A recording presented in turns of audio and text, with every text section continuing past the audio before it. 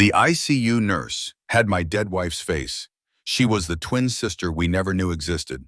The windshield exploded into 1,000 diamonds of glass, each one catching the morning sun before gravity claimed them. I remember thinking in that strange, slow-motion clarity that comes with disaster how beautiful they looked. Like Rachel's eyes when she laughed. Then the world went dark. My name is Benjamin Hayes. I'm 55 years old, and I've spent the last 3 years learning to live with half a soul. The other half burned away in a house fire that took my wife Rachel from me. That morning, the morning of the accident, I was driving to visit her grave as I did every Sunday. The roses I'd bought for her were still perfect in their cellophane wrapper on the passenger seat. They survived the crash better than I did. The 18-wheeler that hit me had blown a tire. The driver later told the police he'd lost control completely, watched helplessly as his rig jackknifed across the highway. My pickup truck might as well have been made of paper. They used the jaws of life to cut me out, though I don't remember any of that. I don't remember the helicopter ride to Burlington Medical Center either, or the first surgery, or the second. What I remember is waking up. The pain came first, a deep, grinding ache that seemed to radiate from everywhere at once.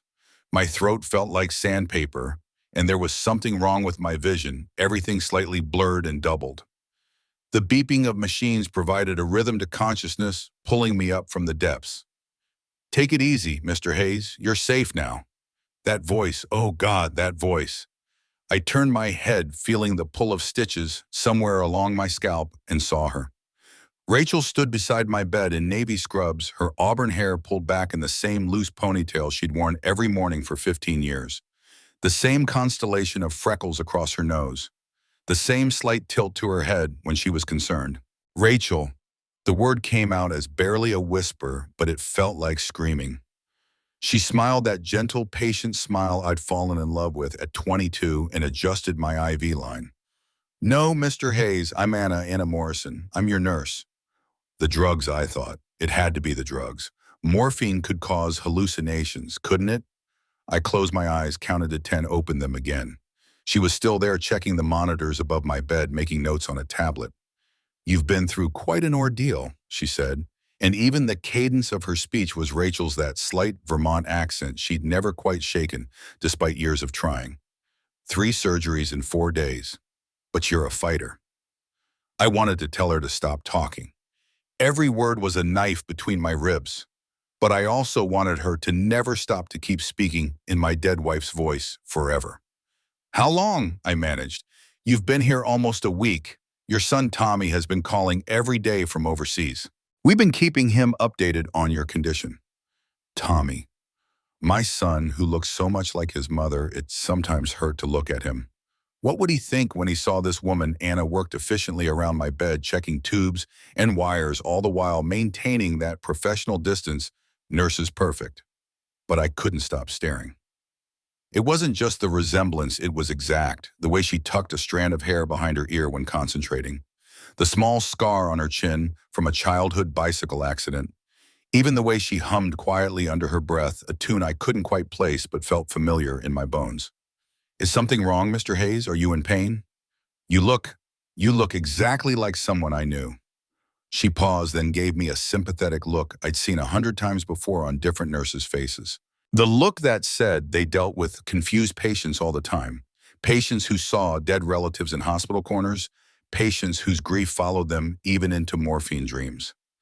"That happens sometimes after trauma," she said kindly. "The mind plays tricks. Would you like me to increase your pain medication?" No. I needed clarity, not more fog. "No, I'm fine." But I wasn't fine. For the next 3 days, Anna Morrison cared for me during the day shift, and each moment was agony and ecstasy combined.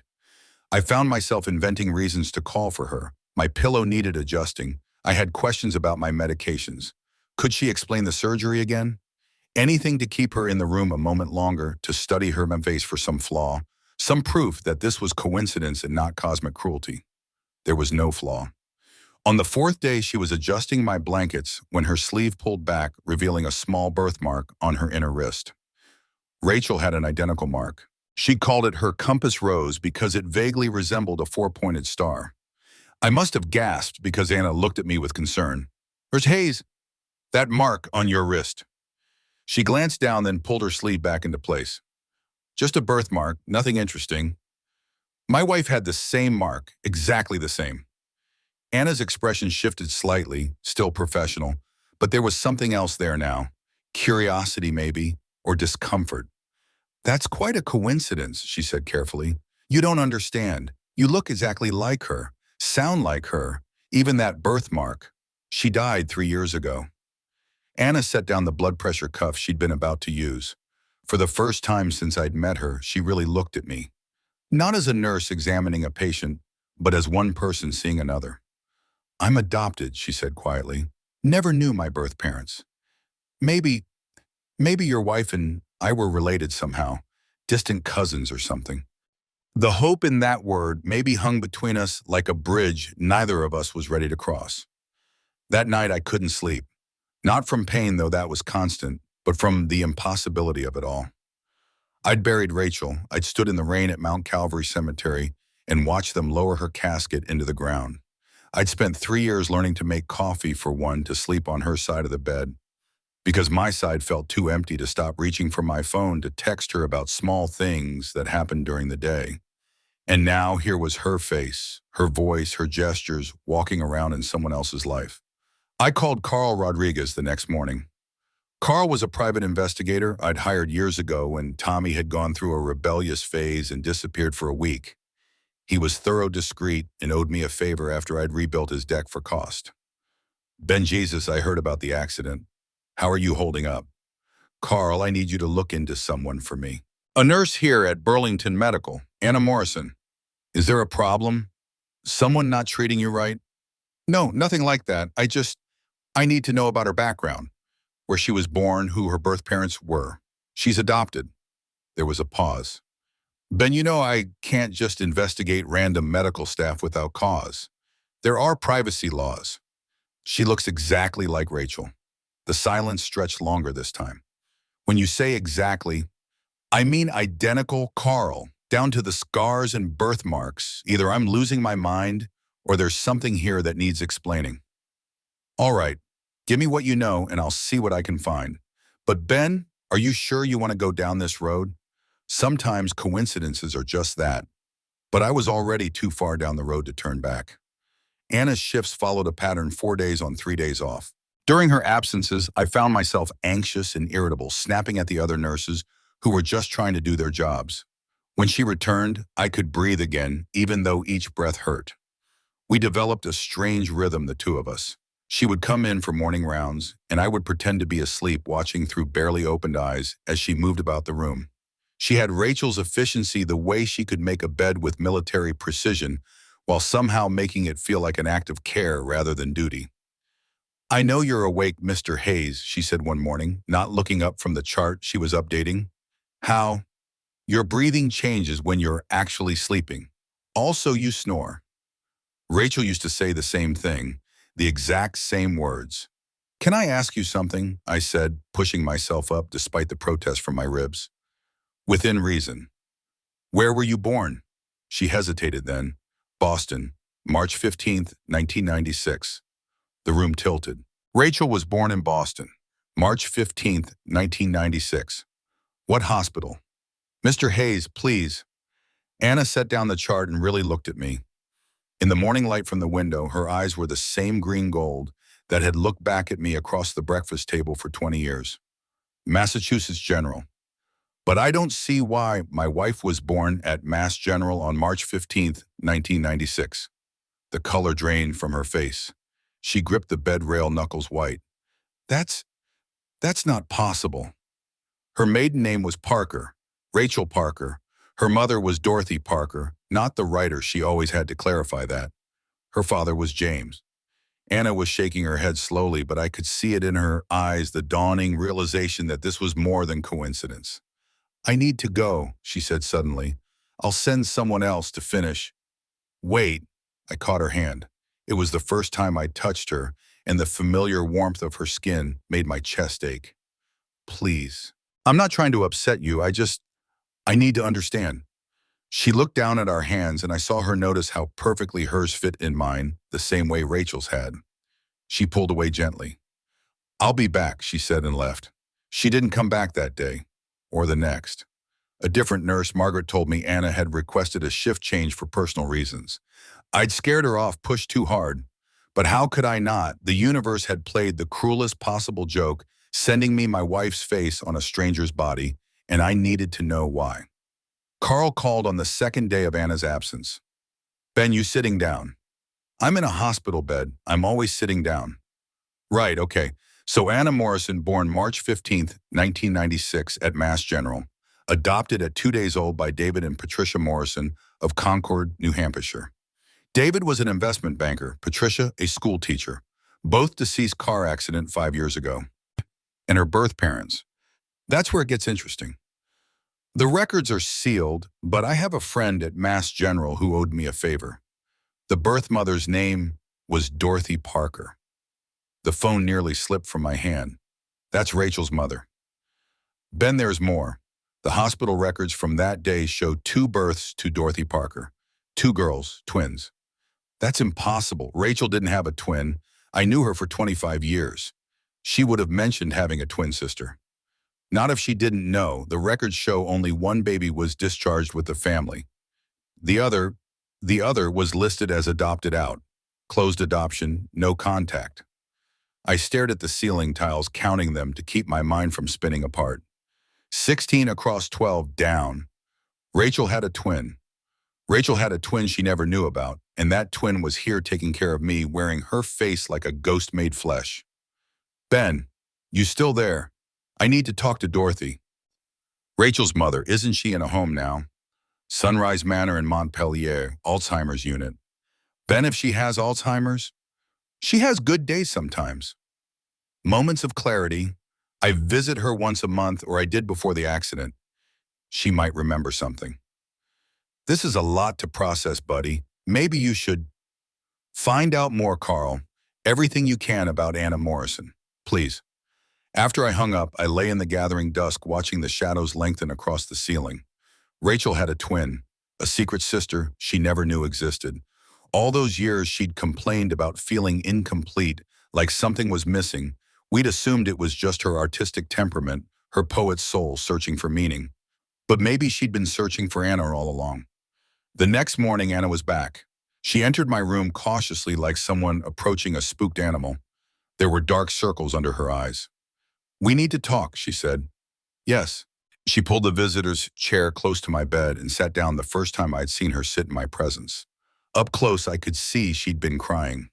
The tip of her nose was still slightly red, the way Rachel's would get. "I did some research," she said, "after what you told me. My adoption records are sealed, but I hired someone to look into it. And my birth mother's name was Dorothy Parker, born in Burlington, Vermont, 1949, married to James Parker, 1970. They had a daughter named Sarah in 1993. Sarah was Rachel's younger sister. Is she still alive, lives in California now?" Anna nodded slowly. The records show Dorothy Parker gave birth to twin girls on March 15th, 1990. One was taken home. One was adopted out through a private adoption. Why? The word came out harsher than I intended. Why would Dorothy give away one of her babies? "I don't know." Anna's voice was barely a whisper. "But I think I'm Rachel's twin sister." The words hung in the air between us, impossible and undeniable at once. "I've been having dreams," Anna continued, "since I met you, dreams about places I've never been.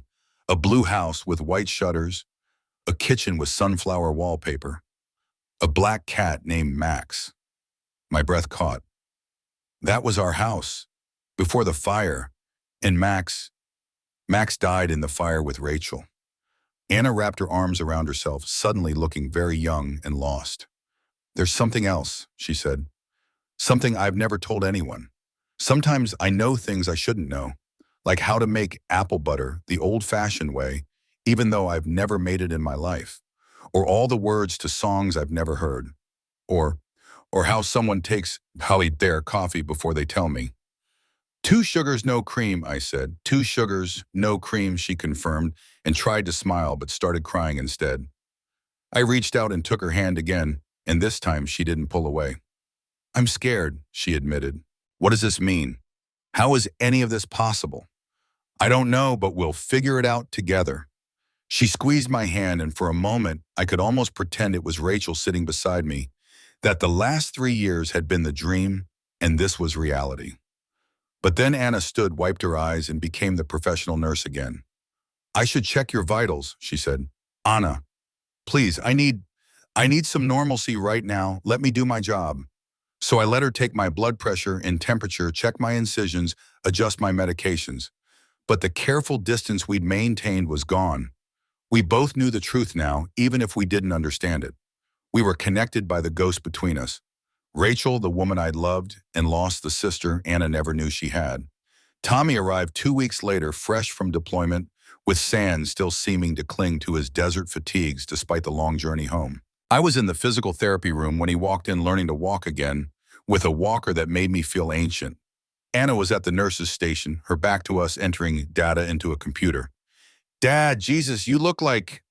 Tommy stopped mid-sentence, his face draining of color as he stared across the room. Anna turned at that moment, perhaps sensing the weight of his gaze, and their eyes met. My son, who had survived 2 tours in Iraq without flinching, took a step backward like he'd been punched. Mom.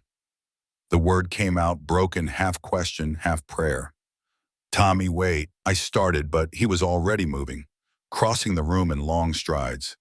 Anna stood frozen, her hand at her throat, a gesture so perfectly Rachel that my chest ached. Who are you? Tommy demanded, his voice rough.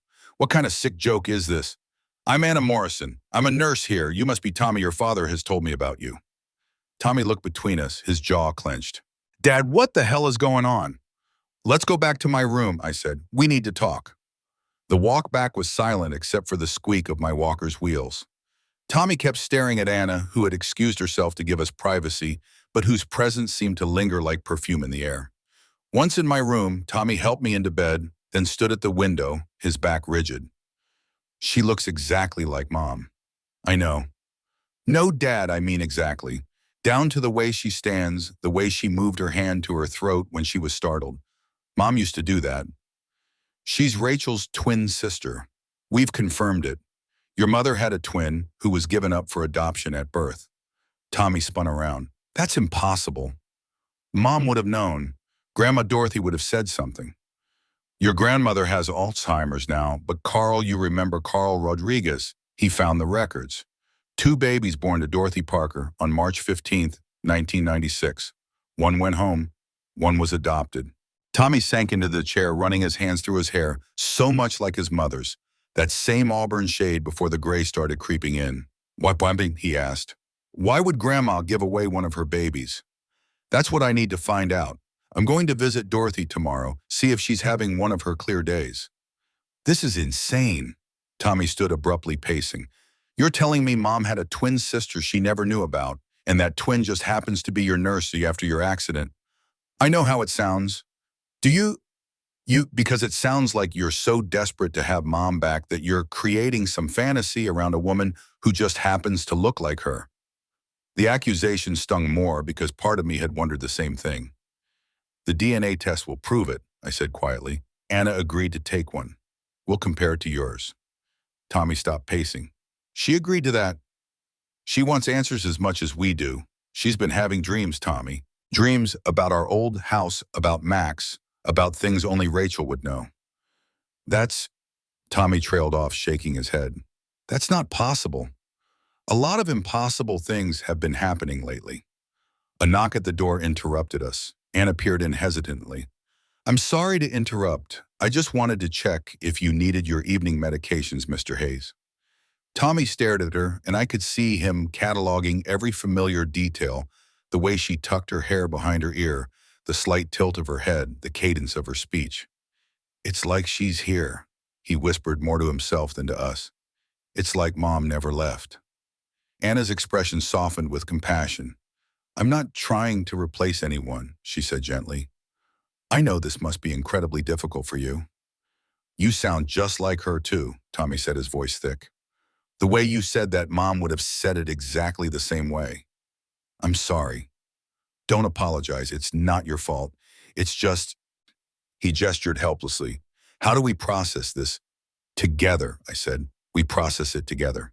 The next morning, despite protests from my medical team, I checked myself out AMA against medical advice. Tommy drove me to Sunrise Manor in Montpelier, the assisted living facility where Dorothy had been for the past year. The drive was mostly silent, both of us lost in our own thoughts about what we might learn. Dorothy's room was on the third floor overlooking a small garden. She was sitting by the window when we arrived, her hands folded in her lap, staring at nothing. At 75, she looked older, worn down by the disease eating away at her memories.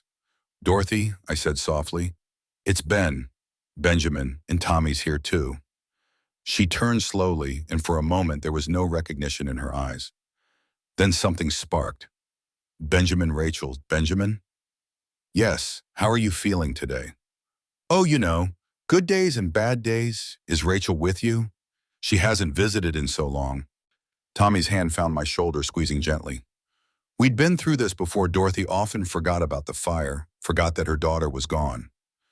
"Dorothy, I need to ask you about when Rachel was born." March 15th. Such a long labor. James was useless, pacing the halls like a caged animal. She smiled at the memory. "Was there just one baby?" I asked carefully. The smile faltered. Dorothy's hands began to twist in her lap. "Dorothy, was Rachel a twin?" "We couldn't keep both," she whispered, and Tommy's grip on my shoulder tightened. "James had debts, gambling debts, terrible debts. The men who came to the house, they said they had hurt Sarah, hurt the girls if we didn't pay." "So you sold one of the babies?" Tommy's voice was harsh. "Not sold." Dorothy's eyes flashed with momentary clarity. "The Morrisons couldn't have children. They paid the debts, and we gave them the second baby, Anna. We named her Anna before they took her." Anna. She'd kept her birth name without knowing it. "It was supposed to be temporary," Dorothy continued, tears sliding down her weathered cheeks. "Just until we got back on our feet. But the adoption papers, James signed them when he was drunk. Irrevocable. We couldn't get her back." "Did Rachel know?" I asked. "How could we tell her? How do you tell a child that she has a sister we gave away, that we chose her and not the other one? The guilt would have destroyed her. It nearly destroyed me." "But Rachel felt it," Tommy said. "She always said she felt like something was missing." Dorothy nodded, looking out the window again. "They say twins have a connection. Even separated, they feel the absence. Rachel used to have an imaginary friend when she was little. Called her Anna. Said Anna was bone and lonely and wanted to come home. I felt like I couldn't breathe. All those years, Rachel had been mourning a loss she couldn't name." "The Morrisons were good people," Dorothy said, her voice growing vaguer as the clarity faded. "They sent pictures for a few years. Such a pretty baby. Looked just like my Rachel. Then they moved and we lost touch. James said it was better that way. Clean break." "Where are the pictures?" Tommy asked. Dorothy frowned, confusion clouding her features again. "Pictures? What pictures? Is Rachel coming to visit? She hasn't been here in so long." We stayed another hour, but Dorothy had retreated into the fog of her disease. We left her humming to herself, a lullaby I recognized one Rachel used to sing to Tommy when he was small. In the parking lot, Tommy leaned against the car, looking sick. "They sold her. They sold Mom's sister to pay off gambling debts." "It was a different time," I said, though the words felt hollow. "They thought they were protecting the family they had." "Does Anna know about being sold?" "I don't think so. The records Carl found just showed a private adoption.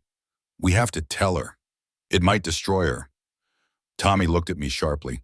"She has a right to know. Mom would have wanted her to know." He was right. Rachel had always insisted on truth, no matter how painful. We drove back to Burlington in silence. I was discharged but still needed daily physical therapy, so we'd rented a small apartment near the hospital for my recovery. Tommy would stay for 2 weeks before having to report back to base. Anna came by that evening after her shift. She'd never visited me outside the hospital before, and seeing her in civilian clothes, jeans, and a soft blue sweater was jarring. She looked younger, more vulnerable. "The DNA results came back," she said, holding up an envelope. "I had them expedited." We all stared at the envelope like it might explode. "Whatever it says," I began, but Anna was already tearing it open. She read silently, then handed the paper to Tommy. He read it and passed it to me. 99.9% probability of sibling relationship. So it's true, Anna said quietly. Rachel was my sister, my twin sister. There's more, I said. We visited Dorothy today. I told her everything, the gambling debts, the choice Dorothy and James had made, the adoption that was meant to be temporary. Anna listened without interrupting, her face carefully neutral, but I could see her hands trembling. They sold me, she said when I finished. They were desperate. They sold me to pay off gambling debts. She stood abruptly. I need some air. She was out the door before either of us could stop her. Tommy started to follow, but I held him back. Give her a minute. We found her 20 minutes later in the small park across from the apartment building, sitting on a bench crying quietly. Tommy sat on one side of her. I took the other. I'm sorry, I said. For what? You didn't sell me. For everything. For the life you should have had. For the sister you never knew. Anna wiped her eyes. Did she really not know about me? Dorothy says she didn't want to burden Rachel with the guilt. But Rachel felt your absence her whole life. She used to say she felt like half a person sometimes. I felt it too, Anna admitted. This emptiness I could never explain. I had loving parents, a good life, but something was always missing. You had an imaginary friend named Rachel when you were little, Tommy said suddenly. You told me that once during a night shift when I couldn't sleep. Said she had red hair and green eyes and liked to sing. Anna stared at him. I don't remember telling you that. It was 3 a.m. and you'd been up for 18 hours. People say things when they're exhausted. Rachel loved to sing, I said. Couldn't carry a tune in a bucket, but she sang anyway. Anna laughed a sound so perfectly Rachel that my heart clenched. I can't sing either, she said. My adopted mom, used to say I sounded like a cat in distress. We sat in comfortable silence as the sun set, 3 people bound together by love and loss in the strange miracles that sometimes emerge from tragedy. I've been having more dreams, Anna said eventually. Vivid ones, about the fire. I stiffened. What about the fire? I dream I'm in a house and there's smoke everywhere. I'm trying to get to the door, but something's blocking it. Someone's blocking it, a man, but I can't see his face. And there's a cat crying somewhere, and I know I need to save it, but I can't move. Rachel died trying to save Max, I said, my voice rough. The fire investigators said she almost made it out, but went back for him. But in my dreams, someone's holding the door closed. Someone's keeping her inside. Tommy and I exchanged glances. The fire had been ruled accidental, old wiring in the walls. But Anna's dreams were suggesting something else entirely. Anna, I said carefully, have you ever had dreams that turned out to be true? She was quiet for a long moment. My adopted father died 5 years ago in a car accident. The night before, I dreamed about twisted metal and broken glass. I begged him not to drive to Boston that day, but he said I was being silly. Jesus, Tommy breathed. After he died, I found letters in his study. Letters from someone named Dorothy Parker, dated from when I was a baby. Photos of me with another baby who looked exactly like me. But my mother, Patricia, she destroyed them all when she found them. Said the past was past and nothing good would come from digging it up. Your father knew, I said. He knew about Rachel. Anna nodded. I think he wanted to tell me. Maybe that's why he kept the letters. But he never got the chance. There's something else, Tommy said. When we were kids, Mom used to have nightmares about fires, real specific ones. She'd wake up screaming about smoke and someone holding her back. Dad, you remember? I did remember. Rachel's fire dreams had been so vivid, so terrifying, that we'd installed extra smoke detectors and kept fire extinguishers in every room. Fat lot of good it had done in the end. You think she was dreaming Anna's future? I asked. Or Anna was dreaming Rachel's, Tommy said. If they're connected somehow, if twins can share thoughts or feelings even when separated. That's not scientifically possible, Anna protested. Neither is knowing how to make your grandmother's apple butter recipe when you've never met her, I pointed out. Anna was quiet, processing. Then she said, if someone did block the door, if the fire wasn't an accident, who would want to hurt Rachel? She didn't have enemies, I said. Everyone loved Rachel. Someone didn't, Tommy said grimly. We went back to the apartment and Anna stayed for dinner. Chinese takeout that reminded me painfully of Sunday nights with Rachel, who never cooked if she could help it. Anna ate her General Tso's chicken the same way Rachel had, picking out the vegetables first, saving the best pieces for last. Tell me about her, Anna said suddenly. Tell me about my sister. So we did. Tommy and I took turns sharing stories: Rachel's failed attempt at a vegetable garden that produced only one deformed tomato, her habit of reading the last page of books, first the way she cried at dog food commercials. Anna laughed and Creighton, in equal measure absorbing each detail like a desert soaking up rain. She sounds wonderful, Anna said when we'd exhausted ourselves. I agreed, but she wasn't perfect. She had a temper, threw a plate at my head once during an argument about bathroom tiles. She could hold a grudge forever, and she snored like a freight train despite insisting she didn't. I snore, Anna admitted with a small smile. My college roommate used to throw pillows at me. Tommy pulled out his phone and showed Anna pictures Rachel at Christmas, Rachel at his graduation, Rachel and me on our 25th anniversary. Anna studied each one intently, like she was trying to memorize a face she already wore. This is so strange, she said, looking at pictures of myself that aren't me. Mom kept journals, Tommy said suddenly. Dozens of them. They're in storage with the things that survived the fire. Maybe there's something in them about the dreams or about feeling like she had a twin. Where's the storage unit? Anna asked. Colchester. Dad has the key. I did have the key, but I hadn't been able to bring myself to go through Rachel's things. The storage unit had become a tomb I couldn't bear to open. We could go tomorrow, Anna suggested gently, together. The idea of Anna Rachel's living mirror helping me sort through Rachel's possessions felt both wrong and absolutely right. Okay, I agreed. Tomorrow. That night I couldn't sleep. Every time I closed my eyes, I saw Rachel's face, but it was Anna's voice I heard.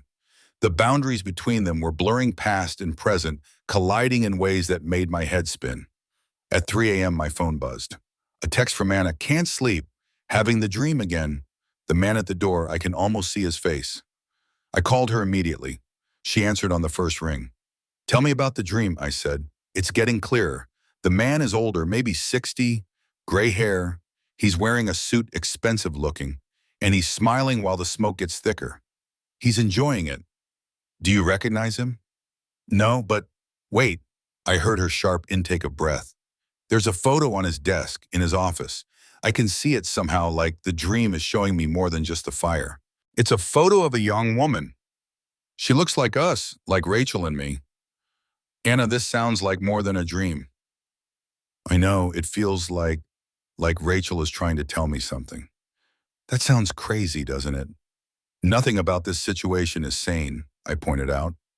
She laughed softly. Fair point, Ben. It was the first time she'd used my first name. Yeah, I'm scared. What if we find out something terrible? What if knowing the truth makes everything worse? The truth is always better than not knowing, I said, echoing something Rachel used to say, even when it hurts. Rachel said that all the time, drove me crazy sometimes, her need for absolute honesty. I'm the same way, Anna admitted. My ex-husband said it. I was pathologically incapable of keeping a secret. It was the first time she'd mentioned being married. Another parallel: Rachel had been briefly married before we met a disaster that lasted less than a year. Get some sleep, I told her. Tomorrow we'll look for answers. But sleep didn't come for either of us. I knew because she texted me every hour fragments of dreams, memories that weren't hers, pieces of a puzzle we were only beginning to understand. The storage unit was a monument to a life interrupted. Box after box of things I'd saved from the house before it was demolished: photo albums with edges charred black, Rachel's journals wrapped in plastic, the ceramic owl she'd made in a pottery class that had somehow survived without a crack. Anna stood in the doorway, overwhelmed. Tommy had stayed back, saying we needed this time alone, but I think he couldn't bear to see his mother's things being sorted through like evidence. Where do we start? Anna asked. The journals, I think. They're in that blue container. She pulled it out carefully and we sat on the concrete floor of the unit, surrounded by the remnants of my former life. Anna opened the first journal, dated 5 years before the fire, and began to read aloud. Another dream about her last night. The woman who looks like me but isn't me. She was crying, sitting in a garden I don't recognize. There were roses everywhere, yellow roses, and she kept saying she was sorry. Sorry for what I woke up with the taste of roses in my mouth. Your adopted mother grew yellow roses, Anna said quietly. They were her pride and joy. I was sitting in her garden the day she told me about the cancer. I cried for hours. We exchanged glances.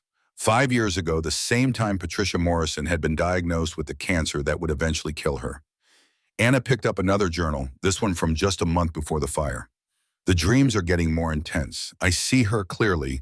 Now she works in a hospital, surrounded by the sick and dying, but she brings them comfort. She has my hands, my voice. Sometimes I think I'm going crazy, but other times I'm certain she's real. I've hired someone to look into it. Carl Rodriguez, a private investigator Ben knows. I haven't told Ben yet. He'll think I'm losing my mind. I felt like I'd been punched. She hired Carl. Carl never told me. Keep reading, I said. Carl found something. Hospital records from when I was born, showing 2 births, not 1. Mom had twins. I have a sister somewhere out there, a twin sister. Carl is trying to track adoption records, but they're sealed. I'm going to confront Mom tomorrow. I need to know why they lied to me, why they gave her away, why they kept me and not her. The journal entry ended there. The next page was dated the day of the fire. Went to see Mom today. She didn't recognize me at first, but then she had a moment of clarity. She told me everything about Anna, about Dad's gambling, about the choice they made. She gave me a name, Martin Morrison, the man who adopted my sister. She said he'd been sending letters for years, photos, updates. She kept them hidden in the attic of their old house. My father, Anna breathed. He'd been in contact with your mother all along. There's more, I said, reading over her shoulder. I called Martin Morrison.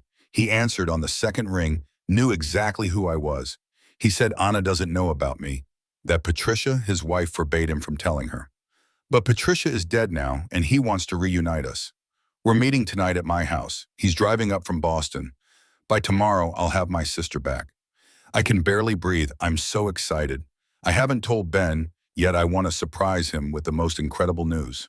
A sister. I have a sister. The next page was blank. Rachel never got to write another entry. He was there, Anna said, her face pale. My father was at your house the night of the fire. The fire started around 9 p.m. I said, my mind racing. I was at a job site in Rutland, didn't get home until after midnight. By then, I couldn't finish. Anna pulled out her phone, fingers flying over the screen. My father's obituary says he died in a car accident on March 22nd. That's the day after the fire. We stared at each other, the implications crashing over us like a wave. We need to see the accident report, Anna said, and the fire investigation report, everything. Carl can get those, I said, already pulling out my phone. Carl answered immediately like he'd been waiting for my call. Ben, I've been expecting to hear from you. You knew about Rachel hiring you. You knew she'd found out about Anna. A long sigh. I wanted to tell you, but after the fire, after Rachel died, what was the point? It would have just added to your pain. Carl, I need everything you found for Rachel, and I need the reports from Martin Morrison's car accident. Why would you? He stopped. Oh, Christ. You think they're connected? On the night of the fire, Martin Morrison was supposed to meet Rachel. She died in she lost the fire. He died in a car accident the next day. That's too much coincidence. I'll get the reports. Ben, if this is what I think it might be, just get me the information. While we waited for Carl, Anna and I continued through the journals. Rachel had been dreaming about her twin for years, the connection growing stronger over time. She documented everything, shared sensations, parallel experiences, moments where she knew things she couldn't know.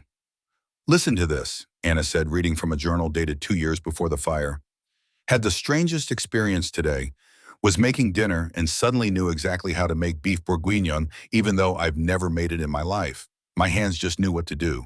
The smell made me homesick for a kitchen I've never seen with blue tiles and copper pots. My mother's kitchen had blue tiles and copper pots, Anna said. Beef bourguignon was her signature dish. She was making it that night, the night Rachel wrote this. My phone rang. Carl, I've got the reports. Ben, you need to see this. Can you come to my office? We drove in silence, Anna at the wheel because my hands were shaking too badly to drive. Carl's office was in a nondescript building, downtown, the kind of place you'd walk past without noticing. He was waiting for us with a thick folder. The fire investigation was reopened last year, he said without preamble. Anonymous tips suggested arson. They found accelerant traces they'd missed the first time, but without new evidence, the case went cold again. What about Martin Morrison's accident? Anna asked. Carl pulled out another report. Single car accident on Route 89 heading south toward Boston. Car went off the road, hit a tree. But here's the interesting part. Witnesses reported seeing another car following him closely, possibly forcing him off the road. Black sedan, no plates visible. Murder, I said flatly. Someone murdered them both. But who? Anna asked. And why? Carl hesitated, then pulled out a final document. This is what I found when I was investigating for Rachel. Martin Morrison wasn't just some random adoptive father. He was a major player in Boston real estate worth hundreds of millions when he died. And according to his will, what? Anna demanded. He'd recently changed it, just a week before his death. Left everything to his biological daughter, Anna Morrison, and any siblings she might have. But I got nothing, Anna said. The estate went to distant cousins. Because the new will was never filed. It was in his car when he died, it partially burned but readable. The lawyers claimed it was invalid because it wasn't properly witnessed. Someone knew, I said. Someone knew Martin was going to reunite the sisters, that he was going to leave them his fortune, and they killed them both to stop it. The cousins, Anna said, the ones who inherited, they had motive. Carl shook his head. I already checked. They were in Europe when both deaths occurred. Airtight alibis. Then who? My phone rang, interrupting Anna. It was Tommy. Dad, you need to come to Grandma Dorothy's right now. She's having one of her clear days, and she's asking for you. She says she needs to tell you about Martin Morrison. We drove to Sunrise Manor, my mind churning through everything we'd learned. Dorothy was sitting up in bed when we arrived, her eyes clearer than I'd seen them in months. Benjamin, she said immediately, and you must be Anna. Anna froze. You know who I am. You look just like my Rachel, my beautiful girls. I'm so sorry, Anna, for everything. Mrs. Parker. Dorothy, please. I need to tell you something before I lose myself again. About Martin Morrison. We leaned in, waiting. Martin came to see me a week before the fire. He knew Rachel had hired an investigator, knew she was close to finding Anna. He was excited, said he'd been waiting years for this moment, but he was also scared. Scared of what? I asked. His brother, Daniel Morrison. Daniel had been managing Martin's finances for years, skimming money, making bad investments. Martin had recently discovered the theft, millions of dollars gone. He was going to press charges, but then he found out about Rachel's search and decided reuniting with Anna was more important. Daniel Morrison, Anna whispered. Uncle Danny, he used to come to family dinners, always trying to borrow money from Dad. Martin told me he was changing his will, Dorothy continued, leaving everything to Anna and Rachel, cutting Daniel out completely. Daniel had been expecting to inherit at least half of Martin's estate. Martin said Daniel had threatened him, but he wasn't taking it seriously. Did you tell the police? I asked. Tell them what? By the time I connected the dots, I was already losing my mind to this disease. Who would believe a woman with Alzheimer's? We believe you, Anna said, taking Dorothy's hand. Dorothy smiled, then her expression grew distant again. Is Rachel coming? She hasn't visited in so long. We left Dorothy drifting back into her confusion and went to the parking lot to regroup. Daniel Morrison, Carl said already on his phone. Let me see what I can find. Okay, here we go. Daniel Morrison, age 63, currently living in Boston. Financial advisor, several complaints filed against him for mismanagement of funds, but never prosecuted. And interesting. What? Anna and I asked simultaneously. He was in Vermont the night of the fire. Hotel records show he stayed at the Marriott in Burlington. Checked out the morning after the fire. That's not proof, Tommy pointed out. No, Anna said quietly, but this might be. She pulled out her phone, showing us a photo. This is from my father's funeral. That man standing behind the family, that's Daniel. I looked at the photo and felt the blood drain from my face. It was the same man I'd seen at Rachel's funeral, a stranger who'd stood at the back watching. I'd assumed he was one of Rachel's students. She taught art at the community college. But now, he was at both funerals, I said, making sure they were really dead. The dream, Anna said suddenly. The man holding the door closed in my dreams about the fire. Gray hair, expensive suit, smiling. That's him. That's Daniel. Dreams are not evidence, Carl warned. No, but financial fraud is, Anna said. If he stole millions from my father, there have to be records. Follow the money. Carl nodded. I'll need time. We don't have time, Anna interrupted. If he killed two people to keep his secret, what happens when he finds out I know the truth? As if in answer to her question, my phone buzzed. Unknown number. I answered warily. Mr.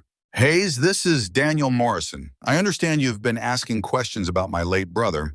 I think we should meet. I put the phone on speaker, my eyes meeting Anna's. Why would I want to meet with you? Because I have information about the fire that killed your wife. Information you'll want to hear. Tonight, 8 p.m. at your apartment. Come alone. The line went dead. Absolutely not, Tommy said immediately. This is obviously a trap. Of course it is, I agreed, but it's also an opportunity. If we can get him to confess, we need the police, Carl said. With what evidence, dreams and coincidences? Anna shook her head. He's too smart for that. But he doesn't know I know who he is. He doesn't know I'm Rachel's twin. What are you suggesting? I asked, though I could see the plan forming in her eyes. I show up instead of you. He sees Rachel's face, the woman he murdered. It might be enough to shake a confession out of him. Absolutely not, I said unconsciously, echoing Tommy. I won't lose you too. You won't, Anna said firmly. We'll be smart about this. Carl can wire me up, record everything. Tommy can be backup. We'll have him. It was a dangerous plan, but it was the only one we had. That evening, as the sun set over Burlington, we prepared for Daniel Morrison's arrival. Anna wore a wire courtesy of Carl's connections. Tommy waited in the apartment next door, and Carl monitored everything from his van outside. I was supposed to stay hidden in the bedroom, but I couldn't. I stood behind the door watching through the crack as Anna answered the knock. Daniel Morrison was exactly as Anna had described from her dreams, gray-haired, well-dressed, with the confident bearing of a man used to getting his way. When he saw Anna's face, he took a step back, his composure cracking. Hello, Uncle Danny, Anna said coolly. Anna, what are you doing here? Waiting for you. We need to talk about my father and about Rachel. Daniel's hand moved to his jacket pocket. I don't know what you mean. I think you do. I know about the money you stole. I know about the will change. And I know you were in Burlington the night Rachel died. You can't prove anything. I don't need to, Anna said, because Rachel told me everything. Daniel went very still. Rachel is dead. Are you sure? Because I've been having the most vivid dreams. Dreams where I'm in a burning house and you're holding the door closed, smiling while I do. That's impossible. Is it? You've heard of twin connections, haven't you? How some twins share thoughts, feelings, even memories. Rachel and I were connected, Uncle Danny. We've always been connected. And when you killed her, part of her stayed with me. It was a performance worthy of Rachel herself, the drama teacher, in her coming through her twin. Daniel's face had gone pale, sweat beading on his forehead. You're lying. Am I? Then how do I know about the accelerant? You used the same type you'd bought for your boat maintenance the week before. How do I know you waited until you saw the flames reflected in the windows before you drove to my father's house? She was bluffing. We didn't know any of these details, but Daniel didn't know that. Your father was going to ruin everything, Daniel spat. 40 years I worked for him, built his fortune, and he was going to give it all to daughters he'd never even met. You and some sister you didn't even know existed. So you killed them both. It wasn't supposed to happen that way. The confession burst out of him like water from a broken dam. Rachel wasn't supposed to be home. The house was supposed to be empty, but she canceled her class, came home early. By the time I realized she was inside, it was too late. And my father? He figured it out. Called me that night, said he knew what I'd done. Said he was going to the police. I couldn't let him do that. So you ran him off the road. I followed him. He was driving erratically, upset about Rachel. It was easy to make it look like an accident. You murdered two innocent people for money. Daniel pulled a gun from his pocket. And now I'll have to make it 3. The bedroom door burst open as I charged out, but Tommy was faster, coming through the apartment door like an avenging angel. The gun went off, the bullet going wide, And then Tommy had Daniel on the ground, the gun skittering across the floor. "It's over," Tommy said, holding Daniel down as sirens wailed outside. Carl had called the police the moment Daniel pulled the gun. Daniel looked up at Anna, his face twisted with rage and something else, fear. "You have her face," he said, "but you're not her. Rachel is dead." "Part of her is," Anna agreed, kneeling beside him. "The part you killed, but the part that loved, that hoped, that believed in family, that part lives on. In me, in Tommy, and Ben, you failed Uncle Danny. Love is stronger than greed." The police took Daniel away in handcuffs. His confession recorded the evidence Carl had been gathering, suddenly relevant. The cousins who'd inherited Martin's estate would have to return it. Anna was the rightful heir, though she'd already told me she planned to donate most of it to charity. Later that night, after the police had gone and the apartment was quiet, Anna, Tommy, and I sat together in the living room. The adrenaline had faded, leaving only exhaustion and a strange sense of completion. "Mom would have liked you," Tommy told Anna. "I think I would have liked her too," Anna replied. "I feel like I know her through you both, through the journals, through whatever this connection is we shared." "What happens now?" I asked. Anna looked at me with Rachel's eyes but her own spirit. "Now we become a family. Not the one we should have had, but the one we can build from what's left." Tommy reached over and took her hand, then mine. We sat there, three people bound by loss and found by love, as the night deepened around us. Epilogue. 6 months later, the headstone read, "Rachel Parker Hayes, beloved wife, mother, sister." We'd had it updated to include sister. Anna placed yellow roses, Patricia Morrison's yellow roses, on the grave. She came every Sunday now, sometimes alone, sometimes with Tom and me. Today, all three of us were there. "I got accepted," Anna said to the stone, "the art therapy program at UVM. I'm going to help people heal through art like you did." She'd discovered Rachel's artistic talent lived in her, too dormant all these years, but awakened by their connection. The first time she'd picked up a paintbrush after Daniel's arrest, her hands had known exactly what to do. Tommy was home for good, now his military service complete. He'd started dating a nurse from the hospital, someone Anna had introduced him to. "Mom would have loved her," he'd said, and Anna had smiled, saying, "I know." As for Anna and me, our relationship defied easy definition. She wasn't Rachel, would never be Rachel, and neither of us wanted that. But we'd forged something new. A deep friendship built on shared grief and unexpected grace. She'd moved to a house just down the street, close enough to be family, far enough to be herself. "The dreams have stopped," Anna told the grave. "I think you've told me everything you needed to. I think you can rest now." A breeze stirred the roses, carrying the scent of earth and growing things. Somewhere a bird sang. "Thank you," Anna whispered, "for bringing me home." We stood together, the three of us, as the sun painted the cemetery in gold. Tommy had his arm around Anna's shoulders. I held her hand. We'd built something from the ashes, not a replacement for what we'd lost, but something new and precious in its own right. As we walked back to the car, Anna said, "I've been thinking about Thanksgiving." "Yeah," Tommy asked. "I want to host it at my house. Dorothy too, if she's having a good day. We'll make all of Rachel's recipes, we'll attempt them anyway." "Mom was a terrible cook." Tommy laughed. "I know." Anna grinned, and I inherited that too. We drove home together, three people who'd found each other in the most impossible way, carrying Rachel's memory forward into whatever came next. Love, we'd learned, was stronger than death, stronger than secrets, stronger than time itself. In my dreams that night, I saw them, Rachel and Anna, together, at last whole in a way they'd never been in life. They were painting, their hands moving in perfect synchronization, creating something beautiful from nothing. When I woke, Anna had texted me a photo of a painting she'd done in the middle of the night, unable to sleep.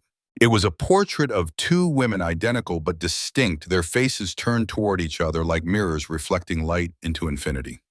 "I call it sisters," she'd written. I smiled, texted back, "It's perfect." And it was.